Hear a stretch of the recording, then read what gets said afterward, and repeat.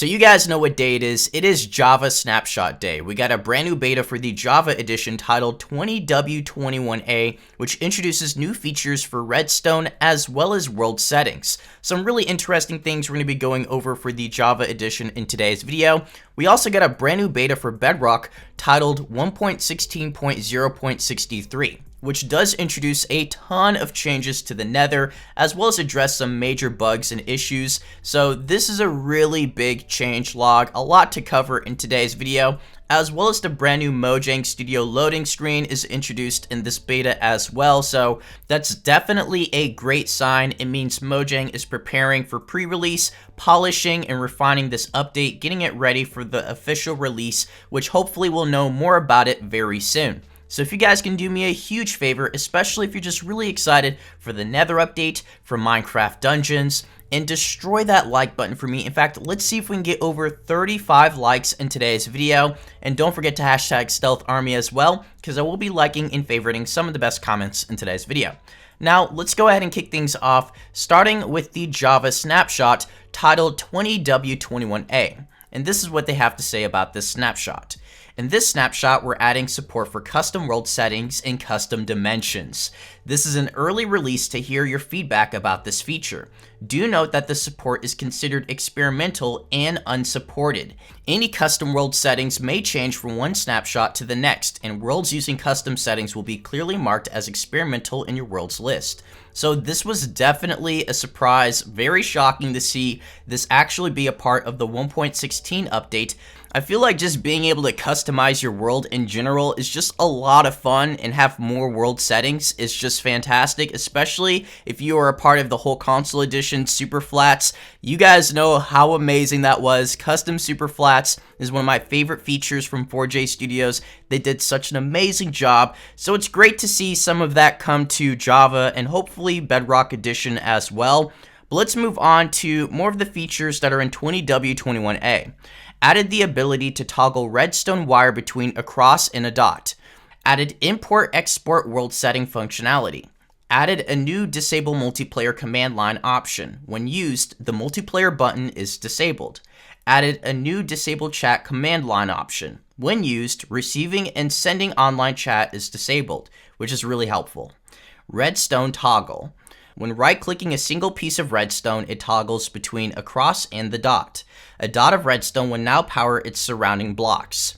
So I have a feeling that this is going to affect a lot of redstone builds. I know a lot of you guys are still confused and upset over the changes recently. More than likely, these are changes that will be ongoing for countless updates. I don't see this actually being conclusive or finished in 1.16. I have a strong feeling redstone will continue to be improved and changed over the course of the next year or so, similar to what they were doing with water and as well as what they're currently doing with the combat mechanics. They're just constantly improving it or changing it. And Mojang has already announced as well that they're trying to get as much feedback on redstone currently, so feel free to go on to feedback and share your thoughts, share your ideas, and things that they could do to improve redstone.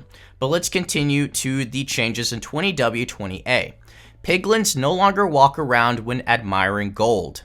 If you hurt a piglin while it's admiring an ingot, the ingot will now disappear. Wow, that's pretty major right there. Increase the chance of ores to generate in the basalt deltas to balance against the reduced amount of netherrack in this biome. Lily pads are now considered junk fishing loot rather than treasure. Updated logos from Mojang Studios and Minecraft. And lastly, temporarily remove structure setting from flat level preset strings. So that's almost everything. I will have more details in the description for technical changes as well as the custom worlds if you guys want to know more about that.